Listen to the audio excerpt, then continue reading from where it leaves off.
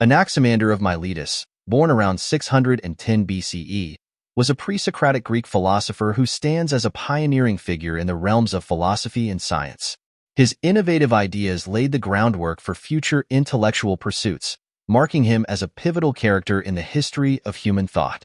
As a member of the Milesian school, he followed in the footsteps of Thales, his teacher, yet he diverged significantly in his theories, showcasing a unique and bold approach to understanding the world. Anaximander's most groundbreaking contribution was his concept of the Apeiron, or the boundless, a formless, infinite substance that he proposed as the origin of all things. This was a radical departure from the idea of water as the primary substance, as posited by Thales. Anaximander's Apeiron was an indefinite, eternal source that could generate and dissolve the elements of the physical world.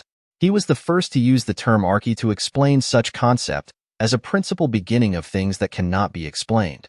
This abstract notion pushed the boundaries of early Greek thought, laying the foundation for metaphysics and the notion of the universe as an ordered system governed by natural laws rather than mythological explanations. In his pursuit of knowledge, Anaximander was also a pioneer in the fields of cartography and cosmology. If Thales is credited to be the first philosopher of Western history, Anaximander is acknowledged as the first to have recorded his works in writing. He is credited with creating one of the earliest maps of the known world, which represented a significant advancement in geographical understanding and provided a tool for navigation and exploration. His map was based on empirical observations and rational deductions, a clear shift from mythological depictions of the world.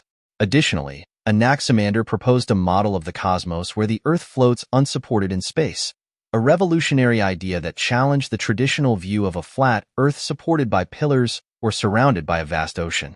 Anaximander's work was profoundly influenced by his environment and the intellectual climate of Miletus, a thriving Greek polis on the coast of Asia Minor.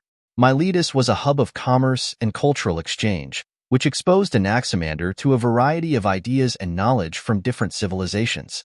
This cosmopolitan atmosphere, combined with the support of a prosperous society, provided Anaximander with the resources and intellectual stimulus to pursue his studies. Despite the scarcity of detailed records about his personal life, it is evident that Anaximander was a respected figure in his community, as he was often sought after for his wisdom and insights. As a highly regarded citizen, it is thought that at one point he was sent to one of the Milesian colonies to contribute to the establishment of societal order, and perhaps create a constitution there as a set of rules for the citizens to follow. The philosophical landscape of Anaximander's time was rich with thinkers who sought to explain the nature of reality through reason and observation. His contemporary, Anaximenes, another Milesian philosopher, proposed air as the fundamental substance, showing a different yet similarly empirical approach. Unlike Anaximander's abstract Apeiron, Anaximenes' focus on air was more tangible. This illustrates the diversity of thought in Miletus, where philosophers built upon and contested each other's ideas, driving the progress of early scientific and philosophical inquiry. Anaximander's interactions with other scholars extended beyond his contemporaries in Miletus. His influence reached figures like Pythagoras, who may have drawn on Anaximander's cosmological ideas. Pythagoras' own contributions to mathematics and philosophy bear the mark of Anaximander's abstract thinking, particularly in the way he approached the structure and order of the cosmos. This exchange of ideas highlights Anaximander's role in the broader intellectual network of ancient Greece, where philosophers and scientists were in constant dialogue, refining and challenging each other's theories. One of Anaximander's most notable achievements was his work on biology and the origins of life. He proposed that life began in the water and that humans evolved from fish-like creatures, a remarkably prescient idea that anticipated the theory of evolution by millennia. Anaximander's observations of fossils and living organisms led him to this conclusion, showcasing his method of drawing inferences from empirical evidence.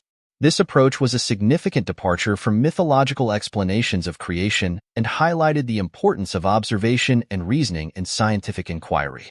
The social and political environment of Miletus also played a crucial role in shaping Anaximander's work. As a democratic polis, Miletus valued public debate and intellectual discourse, providing a fertile ground for philosophical exploration. Anaximander's engagement with the public, possibly through lectures and discussions in the agora, helped disseminate his ideas and influence the collective understanding of his time. This active participation in the intellectual life of Miletus underscores the interconnectedness of individual thought and communal knowledge. Anaximander's legacy extends far beyond his lifetime. His pioneering concepts influenced subsequent philosophers, including Heraclitus and Empedocles, who further developed the idea of a dynamic, ever-changing universe. Anaximander's notion of the Apeiron, for example, can be seen as a precursor to Heraclitus' idea of perpetual flux. Additionally, his work on cosmology and the nature of the Earth influenced later thinkers such as Anaxagoras and Democritus, who built on his ideas to further explore the nature of reality. The historical context in which Anaximander lived was marked by significant events and developments. The Greek world was experiencing a period of expansion and cultural exchange, driven by trade and colonization. Miletus, as a major port city, was at the forefront of this expansion, and its intellectual life was enriched by the influx of ideas and knowledge from different parts of the Mediterranean and Near East. Anaximander's travels, though not extensively documented, likely exposed him to a variety of cultures and intellectual traditions, which informed his own work and broadened his perspective. Anaximander's contributions were not limited to abstract philosophy. He also made practical advancements. His work in astronomy, backed with the various knowledge he gathered during his travels, included the construction of a gnomon, the vertical part of a sundial with specific characteristics, a simple yet effective instrument for measuring time and observing celestial bodies.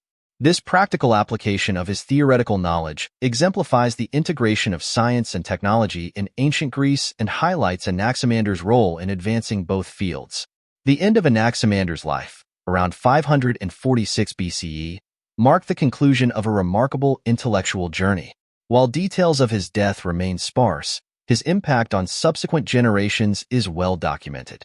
Anaximander's ideas continued to resonate through the works of later philosophers and scientists, ensuring his place in the annals of history as a pioneering thinker who dared to question the nature of existence and the universe. In summary, Anaximander of Miletus was a trailblazing philosopher whose innovative ideas laid the foundation for future scientific and philosophical thought. His concept of the Apeiron, contributions to cartography and cosmology, and prescient ideas about the origins of life marked significant advancements in the understanding of the natural world. Influenced by the vibrant, intellectual climate of Miletus, Anaximander's work exemplified the integration of empirical observation and abstract reasoning. His legacy continued to influence subsequent generations, shaping the course of Western philosophy and science. Through his pioneering efforts, Anaximander expanded the boundaries of human knowledge and set the stage for the intellectual achievements that followed, making him a central figure in the history of human thought.